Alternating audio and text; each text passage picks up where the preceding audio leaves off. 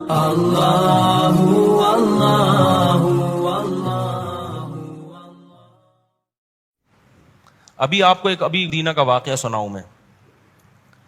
ہم مسجد نبوی صلی اللہ علیہ وسلم میں بیٹھے ہوئے تھے، تو میرے شیخ استاذ بھی میں ان کے ساتھ تھا، تو ہم عصر سے پہلے وہاں جا کے نا، جو قدیم مسجد نبی جو اوریجنل نبی کے دور میں تھی، وہ کوشش ہوتی ہے وہاں جا کے بیٹھنے کی، تو وہاں بیٹھے ہوئے تھے۔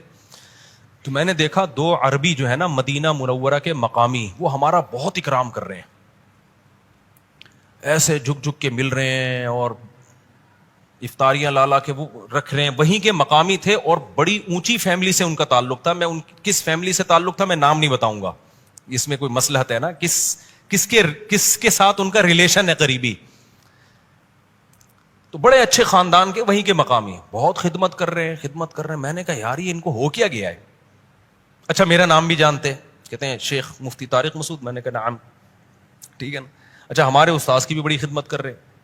بھائی میں حیران، یار ان کو ہو کیا گیا ہے؟ اتنی محبت۔ پھر افطاری کے وقت میں نا لقمہ بنا کے کھلا رہے ہیں مجھے بھی اور استاذ کو بھی ہمارے۔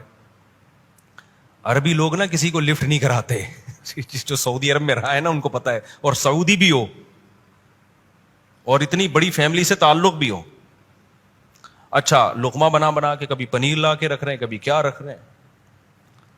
تو میں نے پھر پوچھا، میں نے ساتھیوں سے پوچھا بھائی یہ اتنا فری کیوں کرا رہے ہیں؟ پھر انہوں نے خود بتایا، انہوں نے کہا بھائی ہم یہاں تبلیغ سے جڑتے ہیں، تبلیغ والوں کے ساتھ۔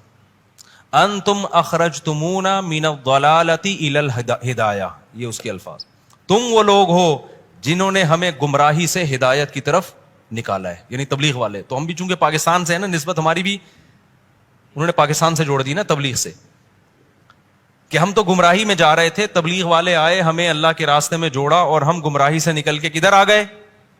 ہدایت کی طرف۔ تو اب جو بھی پاکستانی ان کو لگے گا نا تھوڑا سا پگڑی شگڑی، تھوڑا سا تبلیغی سٹائل، وہ اس کا یہی اکرام کرتے ہیں۔ یہ میں ابھی جو آپ کو بتا رہا ہوں نا، وہ جذبات نہیں بن رہے۔ جب یہ سن رہا تھا نا میں ان سے، تو جو اس وقت میرے جذبات تھے نا وہ میں بیان نہیں کر سکتا۔ میں اپنے آنسوؤں کو چھپا رہا تھا ان سے، اور کافی دیر تک میرے آنسو بہتے رہے ہیں۔